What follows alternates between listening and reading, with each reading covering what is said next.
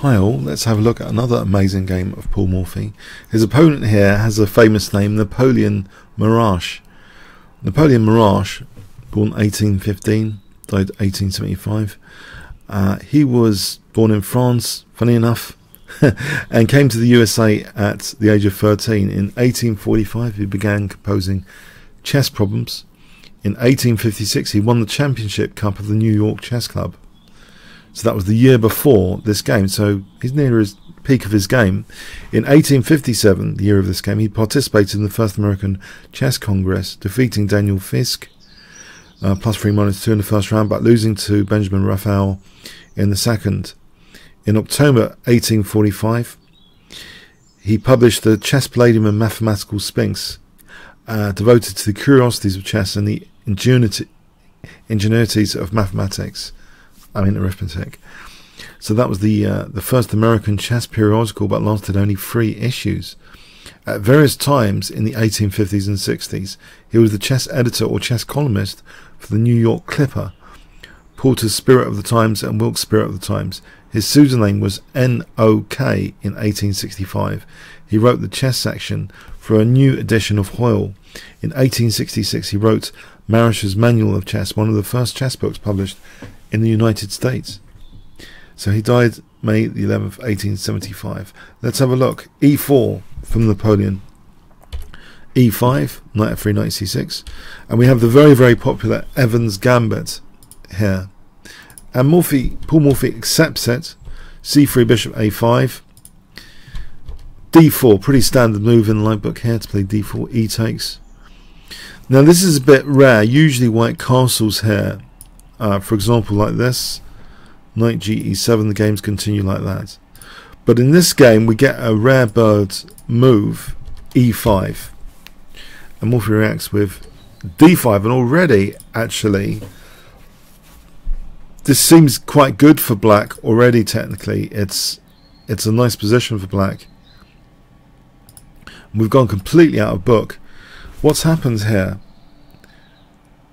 You know, white is far from getting a strong pawn center now, and in fact white seems to be now moving pieces twice, knight g5 to hit f7, and this is naturally defended with just castling, actually, even though it seems to invite, you know, queen h5 might be dangerous, but I think it can be parried here with queen g6. Let's do a 100% check here. I think just queen g6 is sufficient here to defend f7 and h7, so that's not a big deal. We have bishop d3, so moving pieces twice. Black really is doing fantastically well here. There is one facility though available to white with these two pieces joining forces, which is used here, but Paul Morphy welcomes it. He plays actually the move bishop f5, and at first sight you might think this is a tactical slip up, but black is already 2 pawns up right now. Where is the Gambit initiative? It seems white's been moving pieces twice, the knight twice, the bishop twice, and in fact now, okay, the slip up seems to be because in this position, can you see what white plays? Bishop a3. Now normally winning exchange is a good idea, but in the right circumstances. Here white is already 2 pawns down.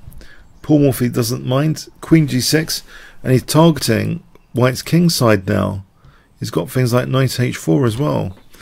White does win the exchange. Now instead of taking here, gains another tempo with queen takes g5, so this bishop has to go back. And now gains another pawn, so it's like 3 pawns for the exchange. Not only is it 3 pawns for the exchange, black has a great d4 square and can actually gain another tempo on the queen via the d file. Not only that, black's also got knight h4 as a possibility. So it's not great winning the exchange under these circumstances. It has to be emphasized. Queen c1, queen g6, with the threat of knight h4 now. White plays bishop f4, And yeah, there are two ways to defend, like bishop g3 or queen d5 if knight h4. But Paul Morphy gains a big tempo with rook d8. And yeah, this pawn is pretty stable actually at the moment. It's protected by the bishop. We have queen c2, kind of pinning the knight. Knight cd4, queen e4, kind of maintaining the pin, to exchange off queens at least. But now, a really powerful move is played by Paul Morphy. I wonder if you can guess it, which just finishes white really. It's a finishing, crushing blow in this position. Black to play if I give you 5 seconds starting from now.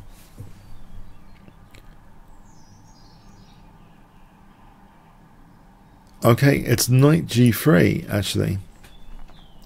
Hitting the queen. It's a double attack on the queen. You usually think of double attacks on the king. It's a double attack on the queen. And it's actually taking out some exit squares of white's king here. And the finish is queen takes g6, and guess what? What does black play here? Just knight d e2 is checkmate, funny enough. Yeah, the exit squares have all taken up. It's checkmate. This wasn't particular. Let's have a look at defensive tries after knight g3. I think it's pretty hopeless. One suspects it's pretty hopeless. That's given as the best move, one of the best moves. Well, it was. So, if the queen goes here, knight d e2 check forces the win of the queen anyway.